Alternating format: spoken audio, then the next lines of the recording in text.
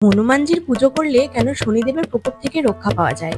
রামায়ণ অনুযায়ী রাবণ যখন তার শক্তির চরমে ছিল, তিনি সব গ্রহকে বন্দী করে রেখেছিলেন, যাতে তারা তার ছেলের মেঘনাথের জন্ম পত্রিকাতে ভালো অবস্থানে থাকে। শনিদেবকেও রাবণ উল্টো করে ঝুলিয়ে রেখেছিল, যাতে তিনিও কারোর ওপর কুদৃষ্টি না দিতে পারে। হনুমানজি যখন সীতামাতার সন্ধানে লঙ্কায় পৌঁছান, তিনি শনিদেবকে কঠিনভাবে বন্দী অবস্থায় দেখে এবং তাকে মুক্ত করে। কিন্তু শনিদেব হনুমানজিকে ধন্যবাদ দিয়ে বলেন, আমি বিধির বিধান অনুযায়ী কিছু সময়ের জন্য আপনার উপর অবস্থান করব, অর্থাৎ যা আমরা শনির দশা বলে থাকি। হনুমানজি হলেন রামের ভক্ত। তিনি মুচকি হেসে শনিদেবকে বলেন, আপনি আমার মাথার উপরে বসুন।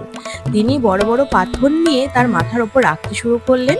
শনিদেব বিশাল পাথরের চাপে পড়ে সহ্য না করতে পেরে অগত্যা হনুমানজির কাছে হার মেনে নেন এবং তিনি হনুমানজিকে দুটি বড় বরদান দেন। প্রথমটি হলো, যারা হনুমানজির পুজো করবে, শনিদেব তার কোনো ক্ষতি করবে না।